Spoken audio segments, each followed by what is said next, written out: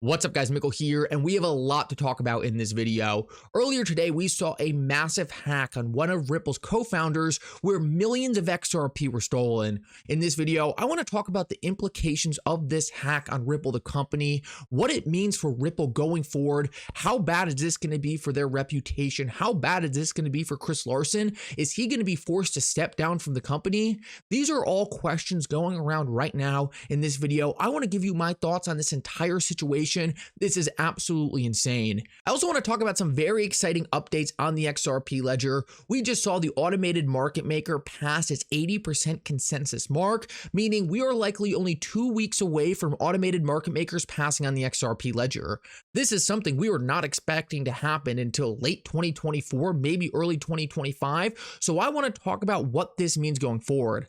Last of all, at the end of the video, we're going to talk about the Federal Reserve's rate hike decision earlier today. This is going to have huge implications on the cryptocurrency market, whether we're going into a bull or bear market. We're going to talk about exactly what happened, so make sure to stick around to the end of the video. Also, I want to give a big thank you to everyone who has subscribed to the channel and likes the videos. It really helps the channel out so much. Also, if you ever need a good place to buy some XRP, make sure to check out my favorite exchange Uphold down in the description of this video. With that said, though, let's jump right into it, and I hope you guys enjoy the content. So let's jump right into it, and I want to start off and talk about the hack we just saw of Chris Larsen, because this was one of the craziest headlines I've seen in crypto in a very long time, especially Ripple and XRP related. So to start off, when we first saw the news reports start breaking, people were reporting that one of Ripple's core wallets was actually hacked. Now, when I first saw this reporting, I was extremely skeptical, right? Because Ripple has very, very, very high security, and it didn't seem right to me that someone would actually be able to hack one of Ripple's wallets. So very quickly, I was extremely skeptical about the stories leaking, and as more information came out, we found out that, right, it wasn't one of Ripple's wallets. In fact, it was Chris Larsen's wallet, one of Ripple's co-founders. So the first thing I want to say here, and I thought this was pretty funny, was that even if this was one of Ripple's core wallets, despite the fact that it would be a bad look for their security, Ripple would be fine financially. And I think this just goes to show how well run of a company Ripple really is. Ripple has over $1 billion of cash on their balance sheet, and just the other day, we actually learned from a former Ripple employee that Ripple has so much money in the bank right now, they don't even know what to spend it on. So regardless of whether or not this was a Ripple wallet, it's good to know that Ripple would have been fine financially even with a hack like this. There are a lot of companies in crypto that would have never survived things like this. In all of 2023, we saw constant hacks and stuff that led to the demise of projects. So it was nice knowing, at least, right, that Ripple is such a well-run company that even if this was one of Ripple's wallets, it wasn't gonna really hurt them over the long term. Now, like I said, it wouldn't be good for their reputation in terms of custody, but that's a different story. Let's talk about what actually happened though, and that is Chris Larsen losing control of one of his wallets. So Chris Larsen, right, got one of his wallets hacked into, and the hacker essentially sent the XRP all over the place trying to run away with it. Now, lucky for Chris Larsen, most of the XRP was stopped at centralized exchanges, and he's likely going to get most of that money back. So at the end of the day, nothing really happened here. Now, when it comes down to the news articles, it's definitely not a good look for Ripple or Chris Larsen. It's not good to have someone as high profile as Chris Larsen at a place like Ripple essentially losing the keys of his wallet, right? That's not a good look. But overall, I don't think it's going to cause any long-term damage to Ripple. We have seen Elon Musk, the CEO of Tesla, do so many different things that many people thought would really hurt Tesla, the company, reputationally, and it never really does. And the thing is, it's really because Tesla has such a great product, it doesn't matter what Elon Musk does. Their product is so good, the company makes up for all his behavior. So I think the same thing is going to happen here with Ripple. Ripple is such a good company. They are such a leader in the cryptocurrency industry. I think this story is really just going to pass over in a couple weeks and everyone's going to forget about it. If this was one of Ripple's core wallets, this would be a much bigger issue, but Ripple's not required to make sure that Chris Larsen is doing good self-custody. He likely just got a little careless, and that's the reason the funds got stolen. So do I think Chris Larsen needs to be punished for this happening? Do I think this is detrimental to Chris Larsen being at Ripple? Absolutely not. I think he's really the only person who gets hurt from this. He has to deal with the stress of losing the $100 million.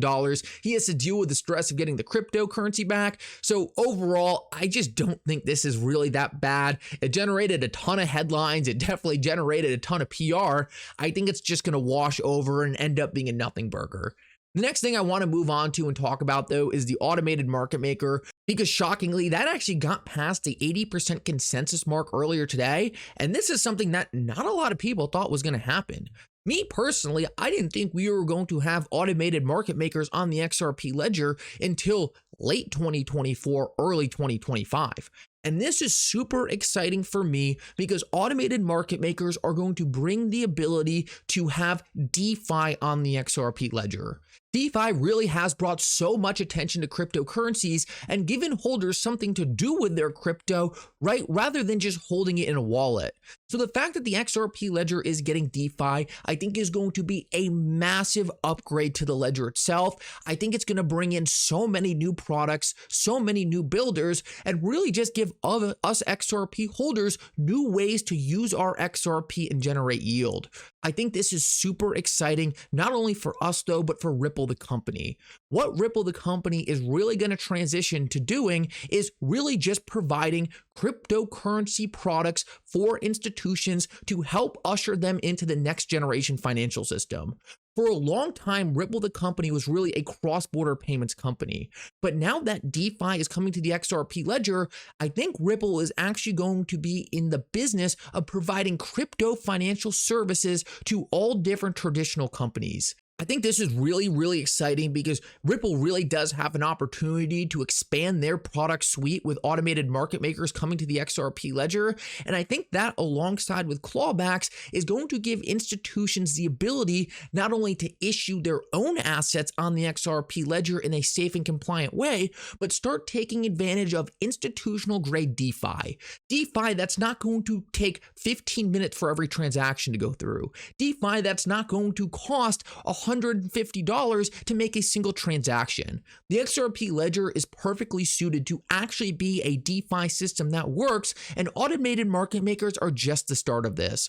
Overall, I'm super excited to see automated market makers coming to the XRP ledger. I really do think that in 2 to 3 years from now, we're going to look back at this moment and see a transformation in the XRP ledger. XRP today is the best blockchain for moving value from point A to point B, but what is being added here is a whole new system to actually create a financial system inside the XRP ledger.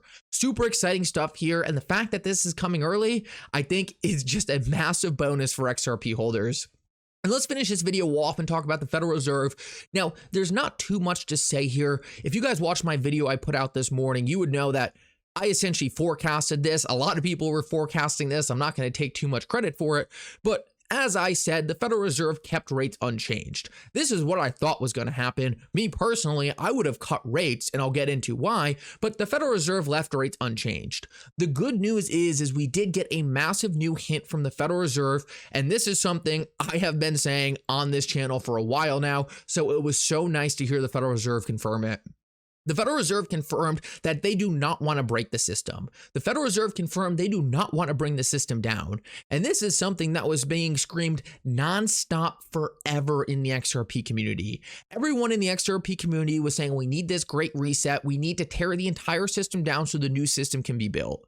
What we are hearing from the Federal Reserve is they do not want to do that. They want to keep the system intact. They want to keep unemployment low. They just want to get rid of inflation. What we are seeing in the inflation data is that it is coming down rapidly. The government, right, is always behind. They always use lagging data.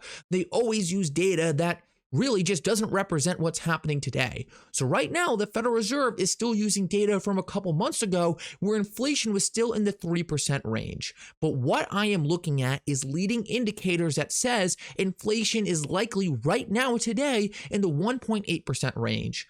That makes me confident that the Federal Reserve in the next couple months is going to realize that they need to start cutting interest rates. And once that happens, I believe we are going to be in a massive bull market.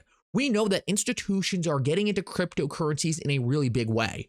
We know that institutions have billions of dollars on the sidelines because they were scared of what the Federal Reserve was doing to the markets. All this is about to change when the Federal Reserve starts cutting rates and institutions understand we are back in a risk-on environment. The bearish case scenario, the black swan scenario this entire time was that the Federal Reserve was going to go too far and destroy the system, break the markets, and create a massive black swan. But what I heard today makes me confident that I have been right and the bulls have been right in that the Federal Reserve is not trying to break the system. The Federal Reserve is not trying to make everyone unemployed. The Federal Reserve just wants to get rid of inflation and be certain it's gone. The fact that I heard that today makes me extremely confident that we are close to this tightening cycle being over, and this tightening cycle is really what caused the market to crash. It's really what caused cryptocurrencies to be down in the dumps.